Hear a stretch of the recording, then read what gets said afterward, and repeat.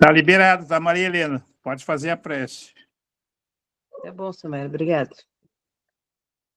Então vamos harmonizar os nossos corações e pedir a esse Pai maravilhoso que nós temos as suas bênçãos e também agradecer por tudo que temos, pela nossa família, pelos nossos amigos, pelo nosso grupo, por todas as coisas boas que chegam até nós.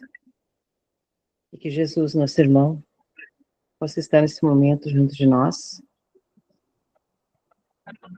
e que esse momento seja bem importante, que ele possa ser vivido e tudo aquilo que nosso irmão Fabiano vai nos passar de conhecimento, que ele possa ser na nossa vida diária, que a gente possa se lembrar de tudo que ele falou. E com esse pensamento de amor e de paz, a gente pede ao plano espiritual que possa nos envolver, que possa nos fortalecer a cada dia nessa jornada, que muitas vezes é bem difícil, mas nós já tomamos a nossa decisão, que vamos continuar. E com esse pensamento, a gente se enche de fé, de força e segue em frente, porque sabemos que estamos no caminho certo. E como diz o nosso livro, nós estamos no caminho da luz. Então a gente pede por todas as pessoas que necessitam de um abraço, de um carinho, de uma atenção, e que a gente possa ser irmãos de verdade, não só na teoria.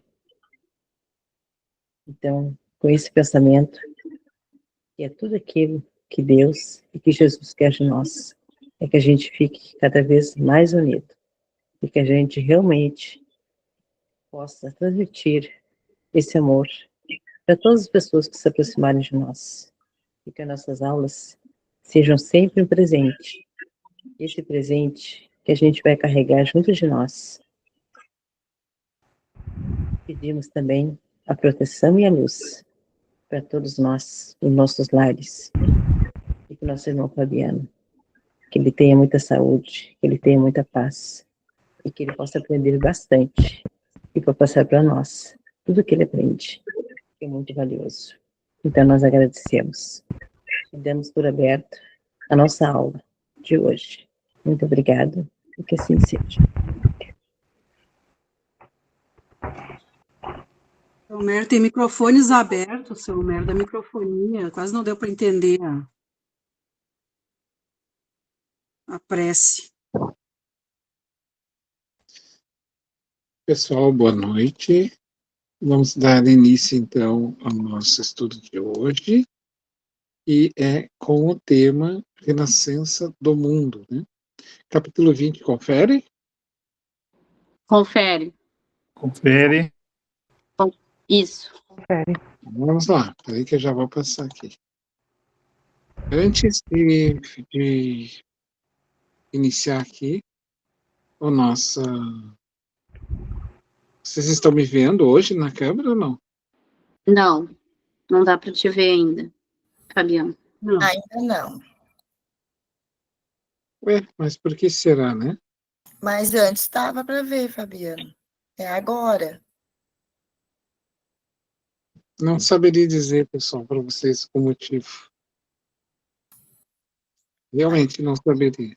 Mas dava para te ver antes. Tu estava com a camisa do campeão. Ah, sim, o Homero tinha falado, né?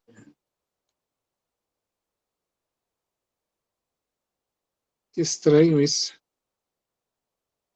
Estou projetando aqui para nós. Bom, mas a estrela aqui é o livro, ninguém mais, principalmente eu. Vamos lá, gente. Deixa eu só fazer uma colocaçãozinha rápida para vocês, tá?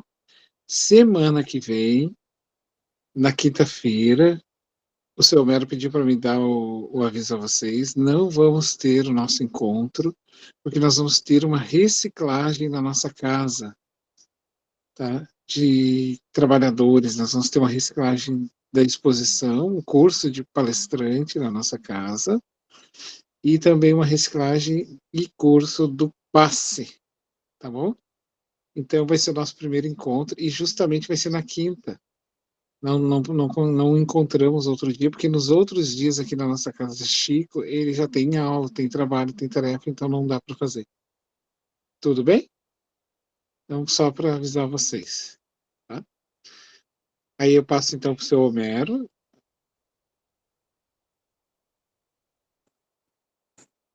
A Verinha, tu quer iniciar, Verinha, para nós? Pode ser, seu mestre. Tranquilo. Renascença do mundo. Movimentos regeneradores. Nos albores do século XV, quando a Idade Média estava prestes a extinguir-se, grandes assembleias espirituais se reúnem nas proximidades do planeta, orientando os movimentos renovadores que, em virtude das determinações do Cristo, deveriam encaminhar o mundo para uma nova era. Todo esse esforço de regeneração efetuava-se sob o seu olhar misericordioso e compassivo, derramando sua luz em todos os corações. Mensageiros devotados reencarnam no orbe para desempenho de missões carinhosas e redentoras. Na Península Ibérica, sob a orientação da personalidade de Henrique de Sagres, incumbido de grandes e proveitosas realizações, fundam-se escolas de navegadores que se fazem ao grande oceano em busca de terras desconhecidas. Numerosos precursores da reforma surgem por toda parte, combatendo os abusos da natureza religiosa. Antigos mestres de Atenas reencarnaram na Itália, espalhando nos departamentos da pintura e da escultura as mais belas joias do gênio e do sentimento. A Inglaterra e a França preparam-se para a grande missão democrática que o Cristo lhes conferira. O comércio se desloca das águas estreitas do Mediterrâneo para as grandes correntes do Atlântico, procurando as estradas esquecidas para o Oriente.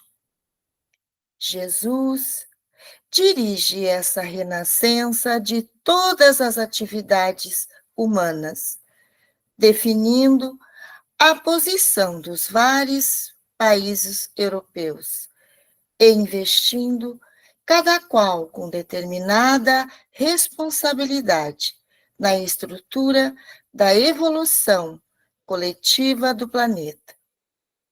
Para facilitar a obra extraordinária dessa imensa tarefa de renovação, os auxiliares do Divino Mestre conseguem ambientar na Europa antigas invenções e utilidades do Oriente, como a bússola para as experiências marítimas e o papel para a divulgação do pensamento. Alguma questão, Verinha, que te chamou a atenção? Todas são importantes, Uhum. principalmente na que toca a parte que Jesus dirige, né? Uhum. Os países, principalmente o Brasil. Sim. E alguém mais, além da Vera, gostaria de pontuar alguma questão que chamou a atenção, um item, uma frase, ou uma curiosidade? Eu tenho uma Importante. curiosidade, Pode falar, pode falar. gostaria de falar. Aqui cita, né, que na Península Ibérica é que foi construída essa escola de Sagres, que eu tive a felicidade de conhecer, que fica assim numa região de praias de Portugal. E é importante dizer que eles saíam dali para conquistas de novas terras, né? Com aquelas embarcações e com todas as orientações dos professores náuticos. E foi muito interessante para mim conhecer a escola de Sagres, porque é assim que ela é chamada. E ele era Henrique de Sagres em razão da escola que ele fundou. Legal. Era isso. E alguém mais gostaria? Pessoal, você pode falar. O que chama a atenção também nesse texto, né, os antigos mestres de Atenas, né, que reencarnam, né, na Itália, né, já espalhando, né, já todas aquelas joias, né, aquelas pinturas, escultura, né. Então já vem ali a renovação, é uma renovação, né? Aqueles espíritos já voltam, né? Mais experientes, mais sábios, né? E outra coisa que me chamou a atenção, ali, ó, e a França prepara-se para a grande missão democrática, ali também. Eu acho que já tinha, eu não sei se estou errada, e daí tu me corrige se eu tiver, mas eu acho que Jesus já estava preparando, sabendo que ia ser na França, né? Que ia começar o espiritismo, né? Essa parte, né? Eu não sei se eu estou errada, desculpe, mas me chama a atenção além da democracia que ia ter, mais porque é na França que se espalha, né? Como é que eu vou dizer? As grandes coisas que acontecem no país, lá tudo começa muito na França, né? Eu ouvi falar do século XX, XXI, XX ou XIX, que começa a dar essas transformações lá, né? Não sei se estou errada ou eu estou... Não, é que assim, exato, está certo, tá? Está todo mundo certo. A gente sempre tem que pensar que nós não somos matéria. Esse é o primeiro ponto. Primeiro, Deus, Criador, Espírito, criatura, filhos de Deus, e aí Jesus está dentro deste rol, ele não é privilegiado. Ele só tem o privilégio por ele ser mais velho na evolução, mas é igual a nós enquanto filho de Deus, e matéria. Portanto, a matéria não é o espírito. Então, a matéria, ela é a matéria para ser usada para o espírito, para a sua evolução. Tá, mas o que é que tu quer dizer com isso, Fabiano? Eu quero dizer que não existe o meu país. Não existe isso, gente. O espírito, nós somos viajantes do tempo em qualquer lugar. Mas eu sou brasileiro invadido pelos europeus. Eu não sou, eu sou um europeu que invadi aqui encarnando no Brasil. Então, às vezes a gente tem essa coisa, né, de eu sou brasileiro, eu sou um europeu que reencarnou aqui, eu sou um indiano, eu sou um africano, eu sou qualquer nação, eu sou todas as nações. Porque eu nasci em vários lugares do mundo, ao longo de muitas existências, e vou nascer em muitos lugares do mundo. Então, quando Jesus monta, porque ele quer agora o quê? Uma expansão do conhecimento. Aí estoura lá, né, a Revolução Industrial, para poder dar um passo a mais. Então, a França e a Alemanha vão reencarnar o berço grego de novo. Por isso, a França é o berço da filosofia, e também a própria Alemanha, que é ali o país europeu, o fermento do grande conhecimento. As grandes universidades do mundo não são no Brasil, não são aqui entre nós, estão para fora. A missão do Brasil é outra. A nossa tarefa enquanto Brasil, e o Brasil foi criado, projetado geograficamente, está lá no livro Brasil, Pátria do Evangelho e Coração do Mundo, inclusive o seu formato geográfico, para nem ter terremotos, porque ele está fora dessa linha.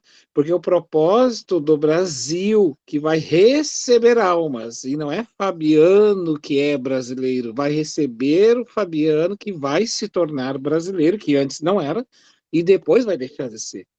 Vai vir a convite para deixar aqui alguma coisa e levar alguma coisa. E assim eu vou nascer na França, ou já nasci lá, aprendi e saio de lá e vou.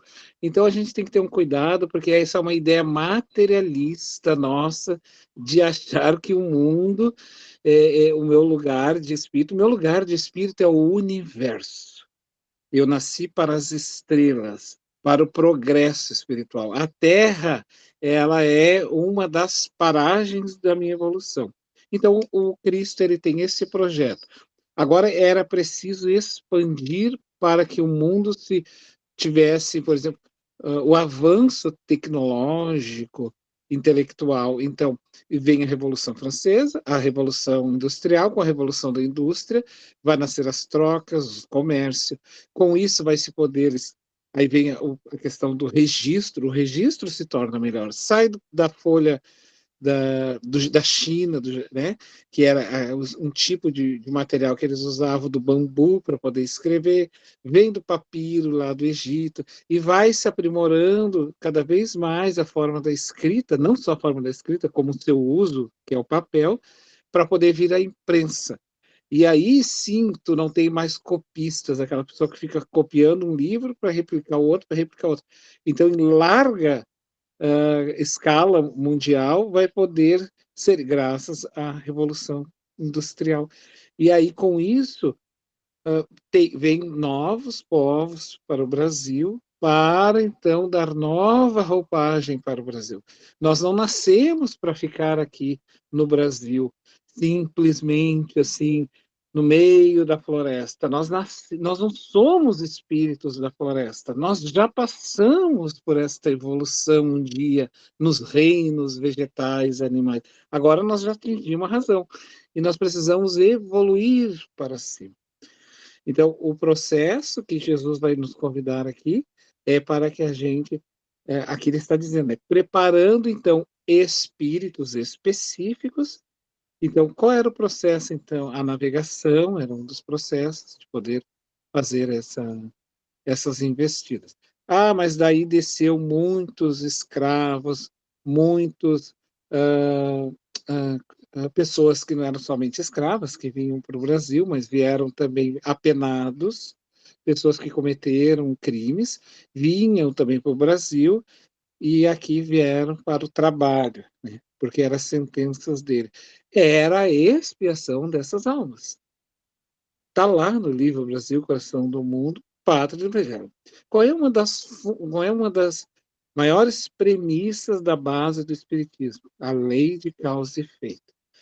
Então, todos nós nós já passamos pelos processos da escravidão, alguns de nós, ou já vamos passar em algum outro momento, se ainda houver em algum lugar, com outra roupagem, outra cara, e ganhamos experiências e vivências. Então, eu não sou mais aquela pessoa, agora eu sou um novo ser que carrega todas aquelas experiências. Então, assim, quando a gente pensar assim, ó, mas eles eram colonizadores. Eles quem, meus irmãos? Se não poderia ser nós? Será que não era eu esse que eu aponto o dedo? Porque eu sou um espírito mortal. Portanto, eu sou um espírito que vim dessas navegações. Então não existe ele. O ele é nós, o eles foram nós. Ah, mas na época de Jesus gritavam lá aquelas pessoas horrorosas. Elas quem? Elas poderiam ser nós, porque nós somos espíritos que estamos passando de corpo em corpo, tendo experiências. Vocês estão me compreendendo o raciocínio? Então, é por isso que a gente tem que ter muitas vezes cuidado, assim.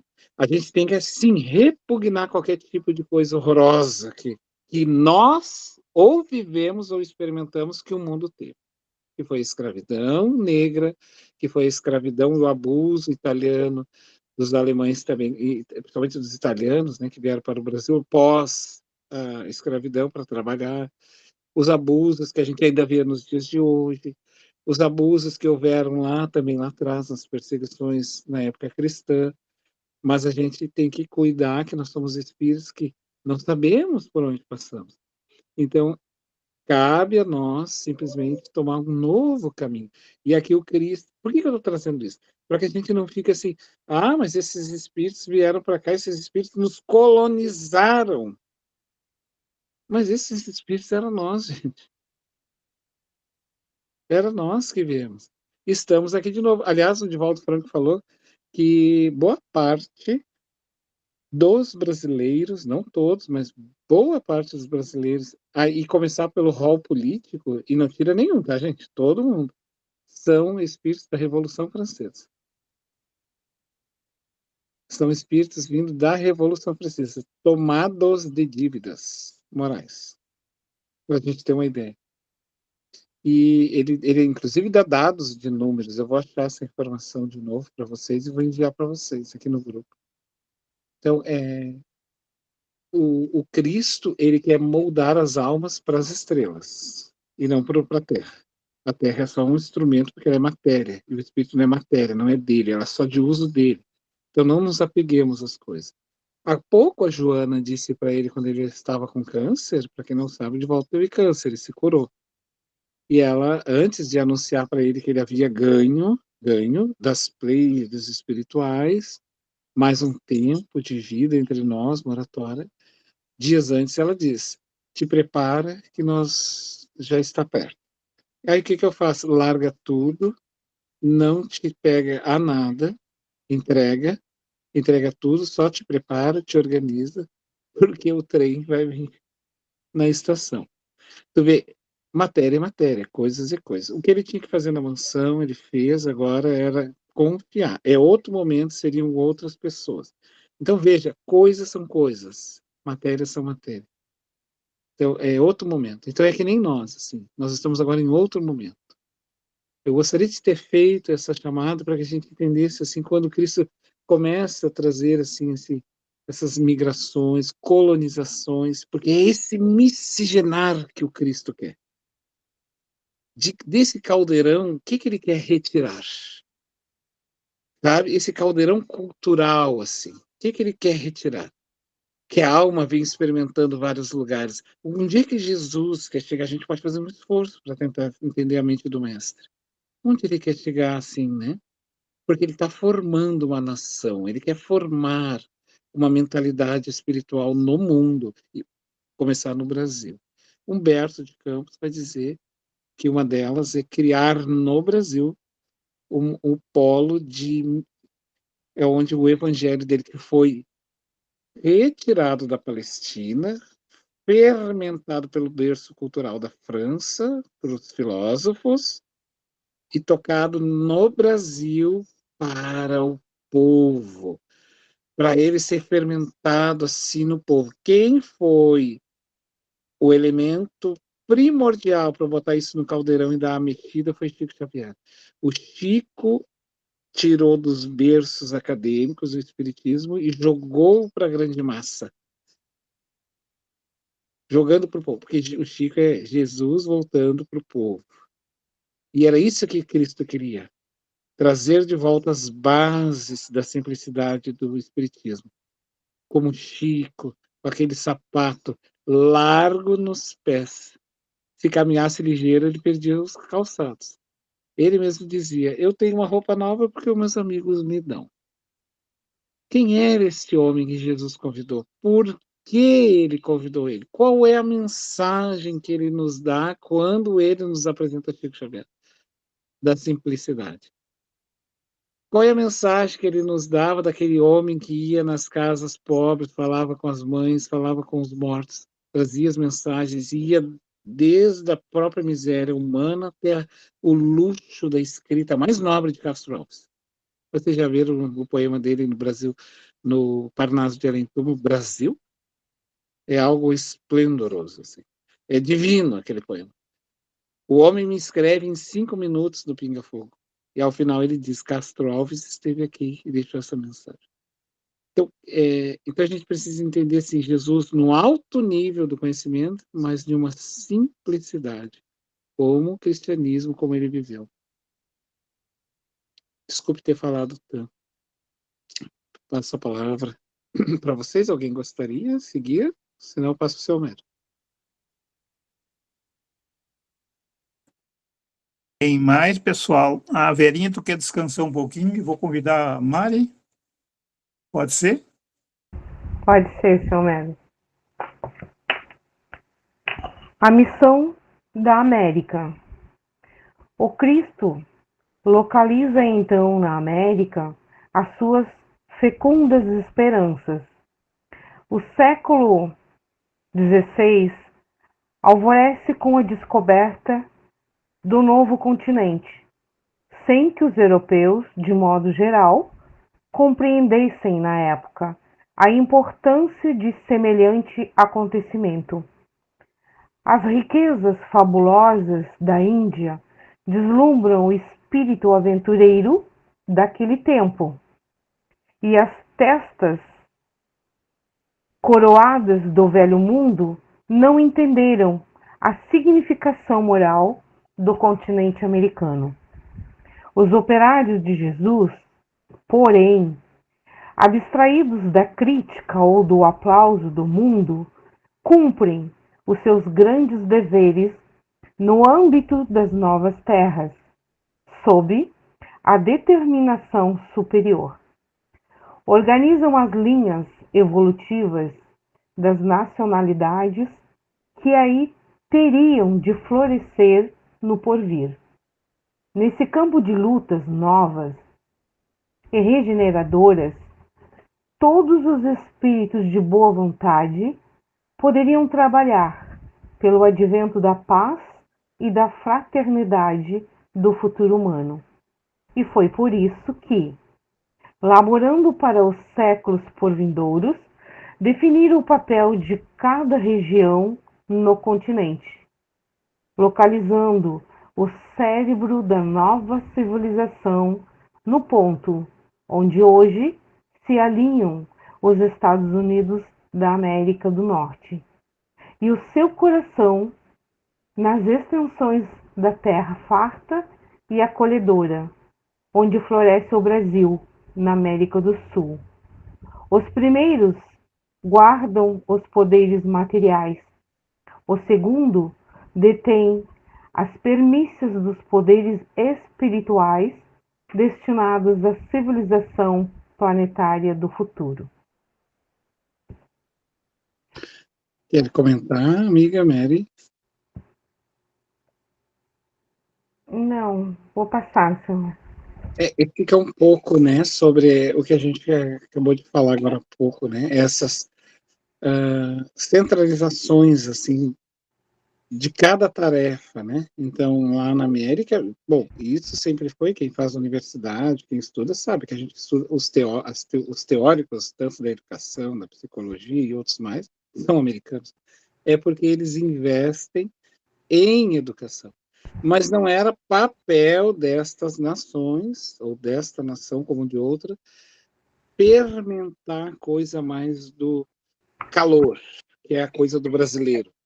Esse calor, né, interno que nós desenvolvemos aqui, que fermentou com o chão cultural, com esse berço, esse caldeirão cultural que a gente tem, né? Nascendo as localizações, com as suas culturas. Vamos pegar, assim, por exemplo, a culinária baiana, com a gaúcha, e de outros lugares. Vamos pegar, por exemplo, a questão cultural, assim, né? Pegando as bases educativas, tá? Não aquelas coisas horrorosas que ultimamente a gente vê por aí, que nem o carnaval hoje não é mais carnaval. O carnaval hoje é um desfile de egos, onde as pessoas perdem-se, né? Numa exibição que está mais para o erotismo do que para o próprio ensinamento. Então, o cultural, ele vai além disso, sabe? Ele vai daquele sotaque lá do povo né, que faz a sua mistura, ele vai naquele sotaque daquela rendeira nordestina, né, que carrega os filhos sorrindo, ele vem para o gaúcho, que tem aquela primazia de defender, né, um um idealismo, assim, por exemplo, como a gente viu agora há pouco, né, com as enchentes, assim, o povo gaúcho deu o seu ensinamento, mas outros povos mandando os seus. Então, esse caldeirão cultural é que é realmente a cultura, e não a cultura fabricada com um idealismo capitalista, de simplesmente ganhar dinheiro. Hoje, não se faz, não se tem, eu estava brincando com meu sobrinho, eu disse assim, tá, mas tu comprou uma camisa do Grêmio ou do Banrisul? Porque eu não enxergo nada do Grêmio, só tem um Banrisul grande, né? Então, assim, tu vê que é uma coisa industrial, assim, que a gente não pensa, mas a gente vai comprando a ideia e não pensa mais, assim. Então, a gente carrega marcas. E é nesse sentido que o Cristo vai fermentando as ideias. Cabe às nações o seu papel. Então, a do Brasil, aqui, seria esse berço do afeto e do ensinamento. Por exemplo, a gente sabe que o brasileiro ele é resignado. Resignado no bom sentido, assim, não omisso, mas resignado no sentido de que ele luta constantemente, ele carrega, né, no seu íntimo a coisa do vou ter esperança. Esperança de um dia. Bom, a gente vê, né? Roubam milhões do cofre, no outro dia se recupera pelo trabalho do brasileiro. É uma coisa inigualável, assim. Então, o Brasil só não cai porque o brasileiro em si, ele ainda é forte. Isso vai terminar, tá, gente? No mundo vai terminar. Está estabelecido e é uma lei. Não é da nossa alçada definir isso. Nós estamos aqui como convidados. É uma lei universal. O mundo vai ser um mundo de espíritos regenerados.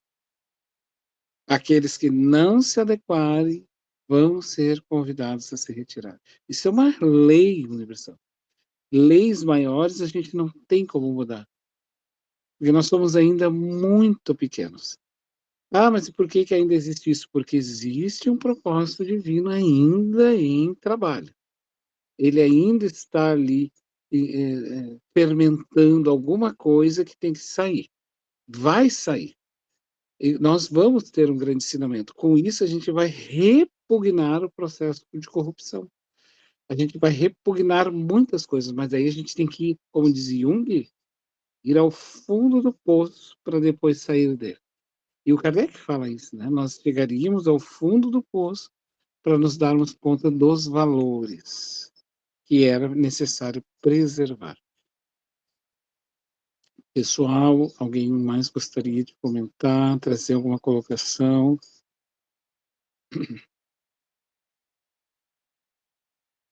Ou vamos seguir? Seu Mero. Sim. Quer mais uma, ou Mari? Pode ser, seu Mero. O plano invisível e a colonização do Novo Mundo. Após a descoberta na América, grande esforço de seleção espiritual foi levado a efeito no seio das lutas europeias, no intuito de criar no Novo Mundo um outro sentido de evolução. Se os colonizadores da região americana nos primeiros tempos eram os degredados e os proscritos das sociedades europeias, importa considerar que esses colonos não vinham tão somente de grandes capitais do antigo continente, na exclusiva observância do plano material. Do mundo invisível, igualmente, partiram caravanas inúmeras de almas de boa vontade, que encarnaram nas terras novas como filhos daqueles degredados, muitas vezes perseguidos pela iniquidade da justiça dos homens. A esses espíritos, mais ou menos adiantados, aliaram-se inúmeras entidades da Europa, cansadas das lutas inglórias da hegemonia e de ambição, buscando a redenção no esforço construtivo de uma nova pátria, em bases sólidas de fraternidade e amor, originando-se, desse modo, entre os povos americanos, sentimentos mais elevados quanto à compreensão da comunidade continental. Se reconhecermos na América a projeção espiritual da Europa, nós temos de convir que se trata de uma Europa mais sábia, mais experiente, não só quanto aos problemas da concórdia internacional e da solidariedade humana, como também em todas as questões que significam os verdadeiros bens da vida. Por exemplo, nós vamos ver aí espíritos gigantes que vão descer para, por exemplo, né, então tem esse processo europeu de espíritos migrados vindo para o Brasil, muitos deles em missão e muitos deles em expiações, e com suas revoltas. Então, eles escravizam pessoas. Aí vamos pegar, né, primeiramente, o povo africano, e depois, com o fim da escravidão, aí se pensou, então, nos italianos. Mas antes disso, antes de vir, vem almas que reencarnam, né, miscigenado, e daí nós vamos pegar, por exemplo, assim, o Machado de Assis, né, que vai, através da literatura, começar a fazer os primeiros processos e as reflexões, juntamente com outros abolicionistas, o fim da escravidão. Mas isso vai se dando assim são espíritos em tarefas, em missões, Machado, Castro Alves e tantos outros, e eles precisavam impactar através da própria literatura, do próprio conhecimento. São espíritos, esses dois são os que mais conhecem a língua brasileira. São os maiores gênios, e eles passam pela psicografia do Chico. Todos eles escrevem. Porque o Emmanuel faz questão de pegar a maior base literária do Brasil de conhecimento no seu primeiro livro. O Emmanuel impacta a sociedade da época quando ele traz o Parnaso de Além-Túmulo, que foi o primeiro livro de Chico Xavier. Ele trouxe todo o rol dos maiores poetas e escritores do Brasil para escrever. Ele abre com poesia o seu trabalho inteiro. E aí eles vão fazendo, como eu disse, assim, buscando a redenção no esforço construtivo de uma nova pátria. Ou seja, né, era para se discutir em bases sólidas, daí não mais por um processo de escravidão, mas da fraternidade e do amor, originando desse modo entre os povos americanos sentimentos mais elevados quanto à compreensão da comunidade continental. Então eles teriam de entender que, e aí começa todo o processo lá da colonização, depois o Brasil como emancipado, né, dá um grito de liberdade, então se dissolta de Portugal para começar a sua própria nação. Mas isso tudo, gente, é muito lento, sabe? É um processo lento, assim, que tem que ir se desprendendo aos poucos, e não é uma pessoa, são vários espíritos indo e vindo, mas também a mesma pessoa indo e vindo, faz uma parte do trabalho, desencarna, demora um tempo, vem fazer outro. Não é uma pessoa que faz isso, é milhares de espíritos. Alguém gostaria mais de fazer alguma contribuição, alguma coisa assim que lembrou quando estudou, ouviu aqui no texto?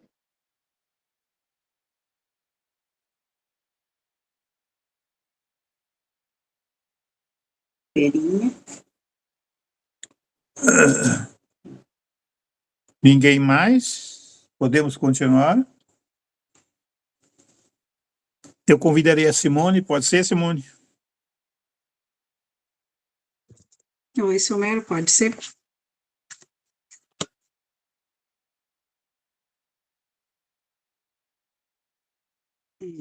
Apogeu da Renascença. Essa renascença, iniciada do alto, clareou a terra em todas as direções. A invenção da imprensa facultava o mais alto progresso no mundo das ideias, criando as mais belas expressões de vida intelectual. A literatura, apresenta uma vida nova, e as artes atingem culminâncias que a posteridade não poderia alcançar. Numerosos artífices da Grécia Antiga, reencarnados na Itália, deixam traços indeléveis da sua passagem, nos mármores preciosos. Há mesmo, em todos os departamentos das atividades artísticas, um pronunciado sabor da vida grega, anterior às disciplinas austeras do catolicismo na Idade Medieval, cujas regras, aliás, atingiam rigorosamente apenas quem não fosse parte integrante do quadro das autoridades eclesiásticas. Alguma questão, Simone? Não, amiga, eu deixo para ti comentar para a gente. Aqui quando vem, então, olha só, eles vieram, muitos espíritos encarnaram na França, filósofos, depois os artistas. Porque na Grécia tinha muitos artistas que estavam lá, que esculpiam nos mármores, faziam aquelas estátuas gregas e também pinturas, né? Depois eles vêm na Renascença, ou seja, na Itália, e aí nós vamos ter lá vários espíritos através da pintura, da arte, ensinar. E tirar, por exemplo, como ele diz aqui, ó, deixa eu achar aqui, deixam traços indeléveis na sua passagem, nos mármores preciosos, há mesmo em todos os departamentos das atividades artísticas um profundo saber da vida grega anterior às disciplinas, olha bem, austera do catolicismo medieval, ou seja, que sempre pintavam Cristo com dor, uma coisa relacionada ao pecado. A arte era feita assim, sempre num declínio de pecado, mas sempre com o povo, e nunca com as autoridades eclesiásticas, porque colocava eles na condição de santo. Tanto é que eles se definiam, né? Que o Papa e essas autoridades eram autoridades representantes de Deus, e, portanto, eram o que eles falavam não se discutia. Aí já na Itália, o corpo passa a ser expressado melhor, não mais como um pecado, aí nós vamos ter ali expressões do nu, por exemplo, né, nas pinturas italianas, não com essa ideia de uma perturbação sexual, mas simplesmente como a arte de mostrar, né, a beleza, né, porque o pecado, a ideia de pecado, de erro, era coisa lá da igreja, e é coisas da igreja ainda, e que trabalha com esse contexto ainda, né, pelo menos no tempo antigo, para uma dominação. Aqui tu já tem, por exemplo, as descobertas dos planetas, o contato com Deus, né, que eu acho que creio que é a próxima imagem, deixa eu dar uma olhadinha aqui só para nós ter uma ideia. Ó, ali, ó, só vou avançar para vocês verem. O quadro, então, já tem todo um simbolismo. Vamos pegar Deus ali embaixo, que ele está virado a imagem, ó, prestem atenção. Ele toca em Adão. Nós não temos mais simplesmente um Adão no paraíso. Aqui o Adão não está no paraíso. Se vocês olharem, ele não está no paraíso. Ele está sentado em um outro lugar. E Deus, perceba onde é que está Deus. Ele está dentro de uma área, de um corte de um cérebro.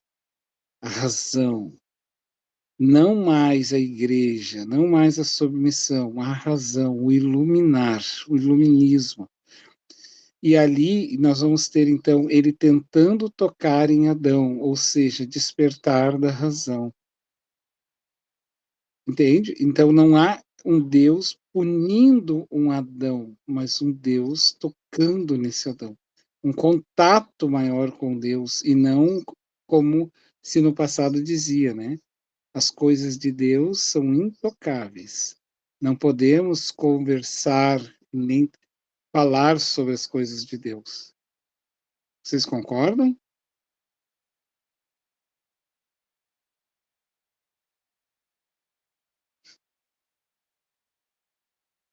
Percebam na imagem do desenho, há uma lacuna que não se toca. Qual é o elo que falta para esse tocar?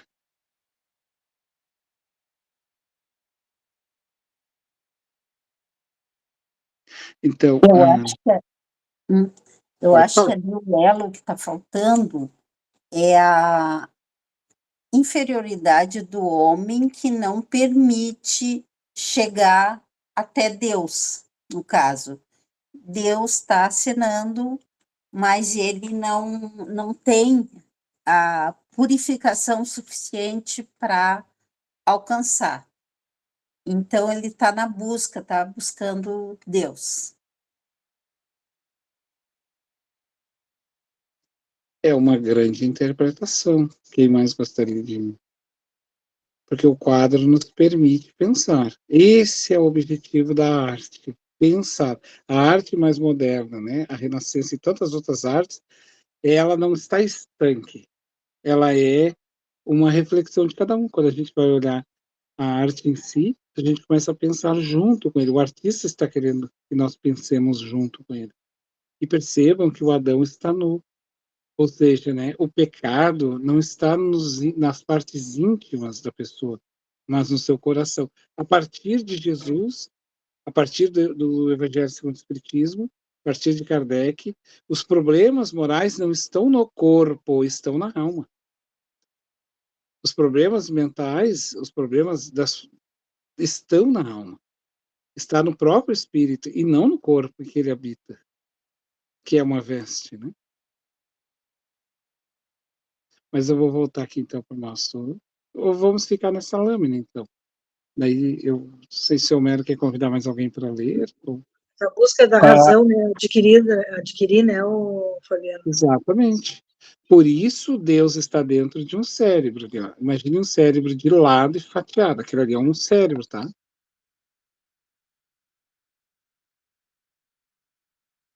A pintura ali, ela é um cérebro. Vocês me desculpem, eu me esqueci o nome do pintor. Leonardo da Vinci? É isso, Leonardo da Vinci, isso mesmo. O Leonardo da Vinci era o artista filósofo da arte. Ele dava uma mensagem através da arte para todos nós.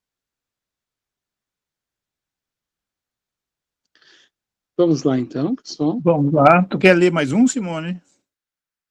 Posso ler, Silmir? Renascença religiosa. A essas atividades reformadoras, não poderia escapar a Igreja, desviada do caminho cristão.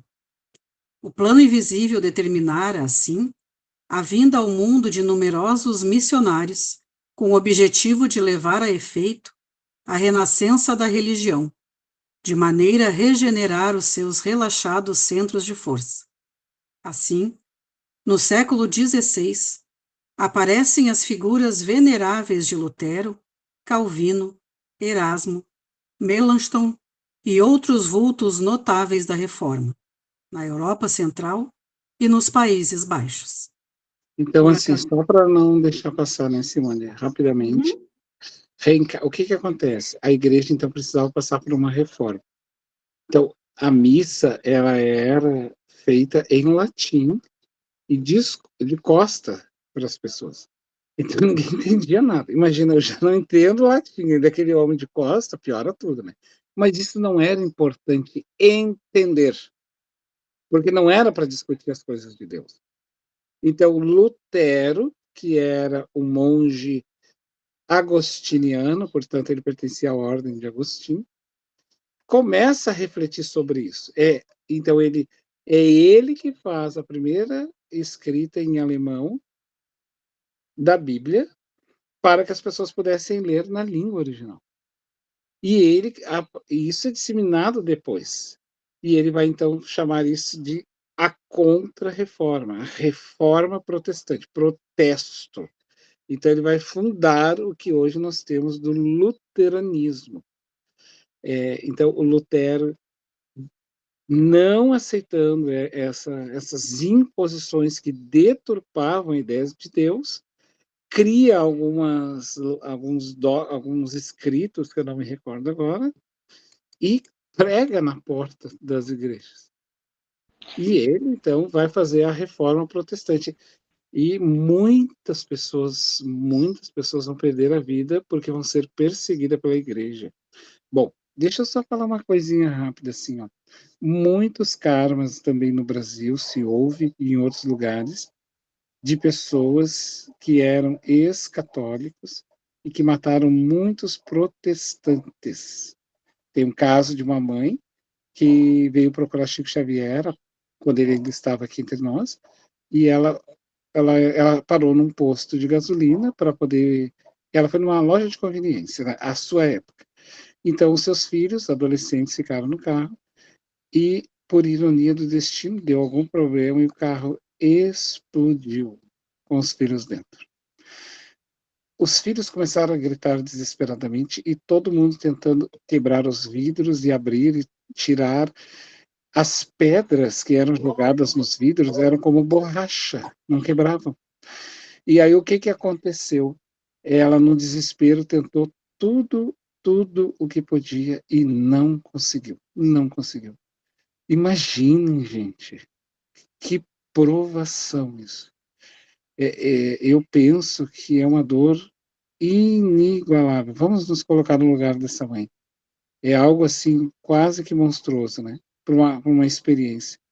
Passado muito tempo, ela procurou o Chico.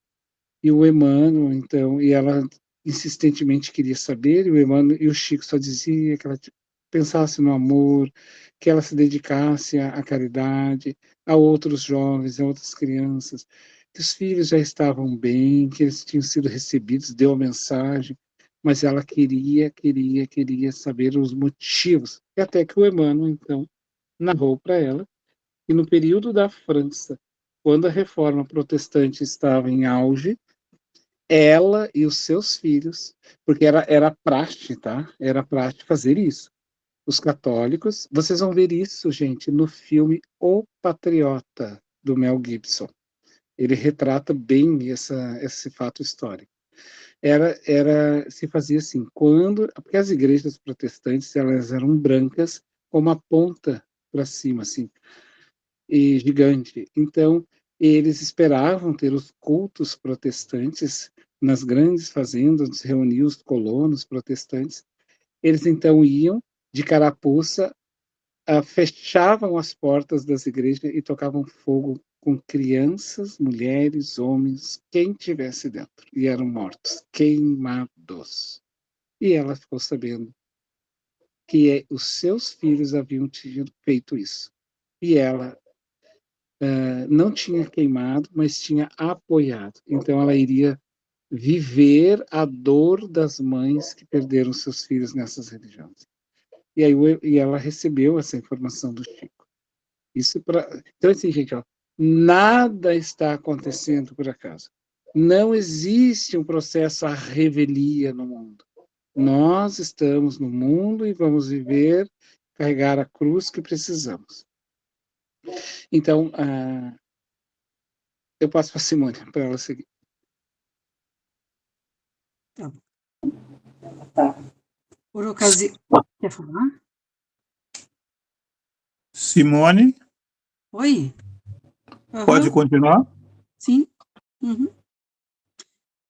Por ocasião dos primeiros protestos contra o fausto desmedido dos princípios da Igreja, ocupava a cadeira pontifícia Leão X, cuja vida mundana impressionava desagradavelmente os espíritos sinceramente religiosos. Sob a sua direção, criara-se, em 1518, o célebre livro das taxas da Sagrada Chancelaria e da Sagrada Penitenciária Apostólica, onde se encontrava estipulado o preço de absolvição para todos os pecados, para todos os adultérios, inclusive os crimes mais hediondos. Tais rebaixamentos da dignidade eclesiástica ambientaram as pregações de Lutero e seus companheiros de apostolado. De nada valeram as perseguições e ameaças ao eminente frade agostiniano. Alguns historiadores enxergaram na sua missão uma simples expressão de despeito dos seus companheiros de comunidade, em face da preferência de Leão X, encarregando os dominicianos da pregação das indulgências. A verdade, contudo, é que o humilde filho de Eisleben tornara-se órgão de repulsa geral aos abusos da Igreja, no capítulo da imposição dogmática e da extorsão pecuniária. Os postulados de Lutero constituíram, antes de tudo, modalidade de combate aos absurdos romanos, sem representarem o caminho ideal para as verdades religiosas. Ao extremismo do abuso, respondia com o extremismo da intolerância, prejudicando a sua própria doutrina. Mas o seu esforço se coroou de notável importância para os caminhos do porvir. Ainda antes do Lutero, tá, pessoal? Existiu alguns precursores, aqueles que vão sinalizando, assim, acordando algumas pessoas lentamente, que daí vão acordar Lutero logo posteriormente. Por exemplo, nós tivemos John Wycliffe, que viveu na Alemanha, juntamente com John Hus, que vai ser uma das existências do Allan Kardec, como John Hus, e o John Wycliffe, seu amigo mesmo, vai ser então Leon Denis, naquela época reencarnado. Os dois, e o Leon Denis, né, que trazia essas ideias então diferenciadas da Igreja, é condenado a silêncio eterno e morre preso, né, numa torre para sempre, sem ser escutado por ninguém. O John Wycliffe,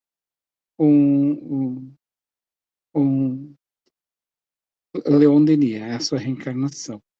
Já o John Hus era conhecido como o Ganso, porque dizia que ele falava demais. O ganso é aquele que berra, né? Tu já foi numa casa, num sítio, quando tem ganso, assim, eles ficam gritando, assim. Tem fazendeiros que colocam gansos, assim, para quando entram ladrões, assim, eles berram para todo que é lado. Então, o ganso é aquele que grita. E quando ele estava sendo queimado, Allan Kardec, então, na existência de John Hus, ele diz: a voz do ganso nunca será silenciada. Porque eles haviam silenciado o Leon Denis, né, na torre. Então, só para trazer esse dado histórico também para todos nós. Era emocionante, né, Fabiana, essa passagem dele aí. Exato. Porque ele não negou Jesus até o último momento, né? Exatamente. O Leandro levantou a mão. Leandro, pode falar? Então, só uma coisinha ali, só para falar a respeito do Lutero ali, né? Que, na verdade, quando ele pregou as 95 teses nas portas das igrejas lá na Alemanha, na verdade, ele não pregou as 95 teses, né? Essas teses que ele fez, ele entregou ao bispo da região lá, e depois ele fez em forma de panfleto, de folheto, essas teses que nada mais eram do que denúncias que ele fazia contra a igreja, né? Porque havia uma cultura da igreja naquela época de que, para que tu seja perdoado pelos teus pecados, quando alguém procurava os padres para a confissão, é que tu deveria pagar um preço, né, que eram chamadas de indulgências. Então, muita igreja ganhou de pessoas ricas das regiões ali, muita igreja ganhava com isso, né? Então as pessoas pobres não tinham esse acesso ao sacramento da penitência ou do perdão ali, porque não tinham para pagar. Então ele denunciou isso através dessas teses, né, que ele denunciou naquela época. E foi a partir daí que a igreja começou a construir todo o seu império de fortuna, de riqueza, que mantém até hoje, né, lá no Vaticano. Então, as grandes riquezas da igreja desse período ali vêm dessa prática, né, da cobrança de altos valores para que essas pessoas pudessem ser perdoadas. Eu coloquei no grupo, enquanto o Leandro falava, para vocês, depois vocês podem dar uma olhadinha, o livro que narra um pouco sobre a história que eu citei agora, do John Hus. Ele se chama-se Os Luminares Tchecos, tá? É um livro espírita, psicografado pela a Vera Kliman, desculpa, deixa eu abrir aqui novamente. Ele é escrito pela Vera, é uma russa, mas ela é de sobrenome russo, mas ela é brasileira. Eu conheci ela, essa escritora, ela esteve na Casa Espírita onde eu iniciei meus estudos, fazendo palestra. Na época, ela não tinha escrito esse livro, ela foi escrever posteriormente e ela já está também desencarnada. Fica com indicação, se alguém quiser ler. Então tá, vamos seguir? Legal. Ô, Fabiano. Simone, dá uma descansadinha, Simone. Não, eu Peraí, ia só um falar para sim. ti, tinha chamado a atenção isso justamente que o Lê falou aí sobre o livro, né, das taxas da Sim. Sagrada Chancelaria e da Sagrada Penitenciária Apostólica, que eles cobravam conforme o adultério, conforme eram os pecados, era Jesus. o valor da taxa, né? O crime, o adultério, ou qualquer outro, cada um tinha a sua taxa. E daí Lutero se revolta contra isso, né? Sim. E o John Hus, tudo que ele via de errado, né, Fabiano? Exato. Que ele não concordava, né? Isso. Exatamente. Podemos seguir? Cleonice, tu quer ler um pouquinho para nós, enquanto a Simone dá uma descansadinha?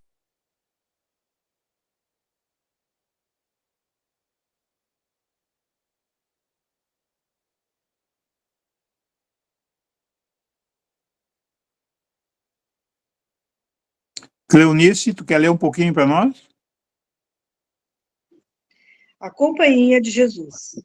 Uma onda de claridades novas felicitava todas as consciências, mas os espíritos tenebrosos e pervertidos, que mostraram ao europeu outras aplicações da pólvora, além daquelas que os chineses haviam enxergado na beleza dos fogos de artifício, inspiraram ao cérebro obcecado e doentio de Inácio de Loyola a fundação do jesuitismo, em 1534.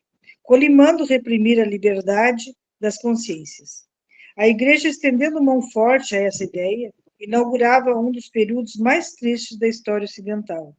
O Tribunal da Inquisição, com poderes de vida e morte nos países católicos, fez milhares e milhares de vítimas, ensombrando o caminho dos povos.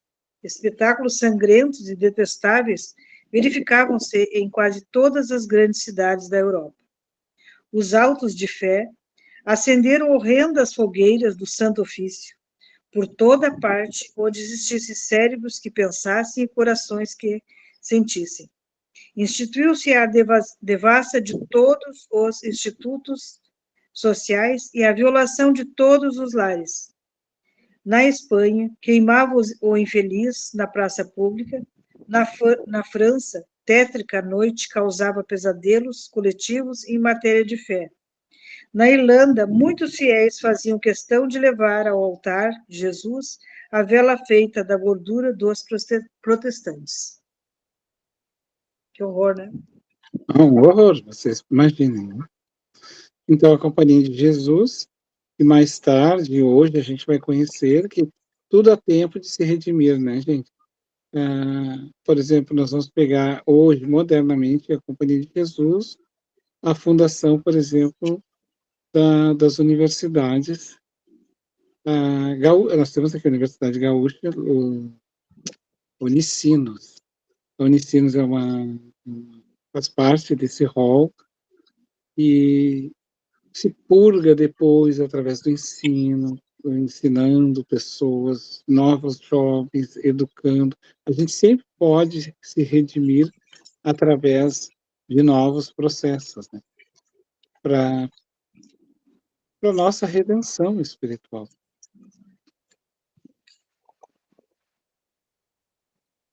Ação do jesuitismo. A Companhia de Jesus, de nefasta memória, não procurava conhecer os meios para cogitar tão somente dos fins imorais a que se propunha. Sua ação desdobrou-se por largos anos de treva, nos domínios da civilização ocidental, contribuindo amplamente para o atraso moral em que se encontra o homem científico dos tempos modernos. Suas hordas de predomínio, de cupidez e de ambição não martirizaram apenas o mundo secular. Também os padres sinceros sofreram largamente sobre a sua preponderância nefasta.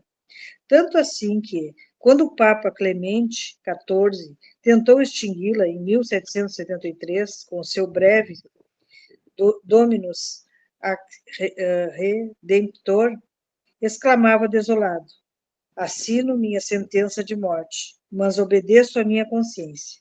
Com efeito, em setembro de 1774, o grande pontífice entregava a alma a Deus, no meio dos mais horrorosos padecimentos, vitimado por um veneno letal que lhe apodreceu lentamente o corpo.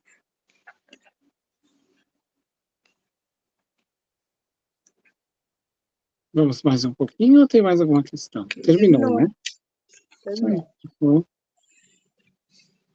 Quem são esses? Ai, que horror, né? A gente falou, de fato, é um horror. Mas quem são esses espíritos aqui, né? Tentando ser bons, demonstrando um trabalho missioneiro, assim. E bom que fosse assim, né? Eu coloquei essa imagem de um contraponto, assim, como se carregasse a chave da verdade. Somos nós mesmos, de um passado. É uma parte de nós mesmos. Se não fomos aqui dessa forma direta, fomos indireta, ou estávamos nessa posição, ou estávamos lá queimando a gordura do protestante em praça pública, ou até, quem sabe, não, né, gente, também. Nem sempre fomos algozes, ninguém eternamente. Em algum momento, a gente poderia também estar sendo a vítima. Mas o mais importante é a gente saber que onde nós estávamos nesse processo. Seu Homero, pessoal. Mais alguém? Tem comentário a fazer? Rita? Não, tá bem tranquilo hoje. Tranquilo? Uhum. Se ninguém mais vai fazer a sua intervenção, nós vamos encerrar. Vamos pedir para a Maria Helena fazer o encerramento, tá, Maria Helena?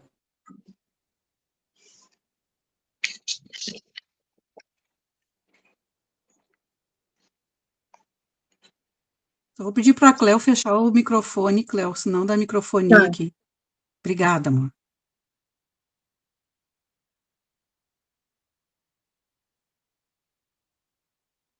Maria Helena?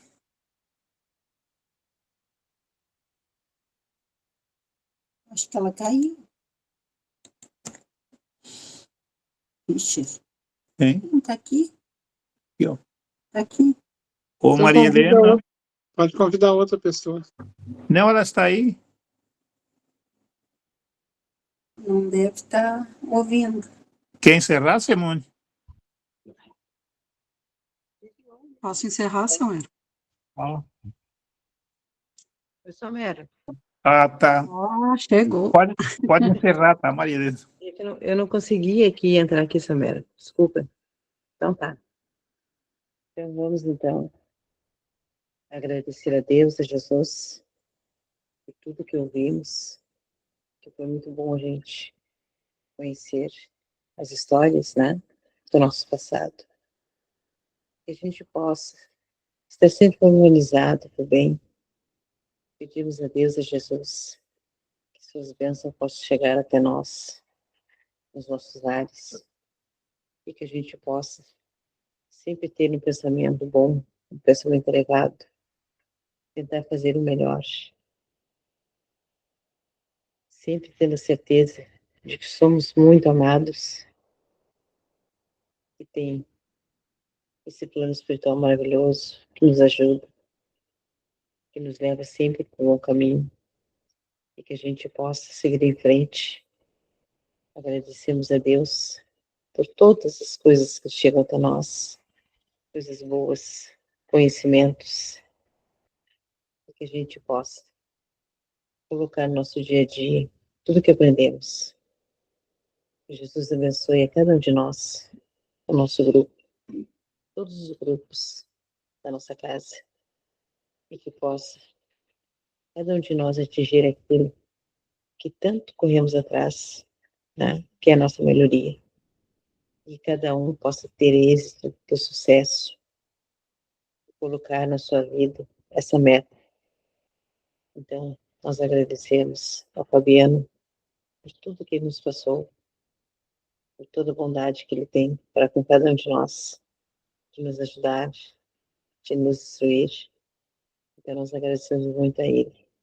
Agradecemos a Mera, a Luzia, que são pessoas maravilhosas também, e a todos. Então, pedindo a Deus a luz e a paz no nosso planeta, e que cada um também possa ter essa luzinha dentro de nós, para que a gente possa ajudar, né, nessa renovação do nosso planeta. Agradecemos a todos, pedimos a Deus Jesus que a gente possa ter uma boa noite. Eu também desejo a todos uma boa noite e muito obrigada. Que assim seja. Muito obrigado. Uma boa noite para vocês. Boa noite, boa noite. Boa noite a todos. Até o próximo encontro, se Deus quiser.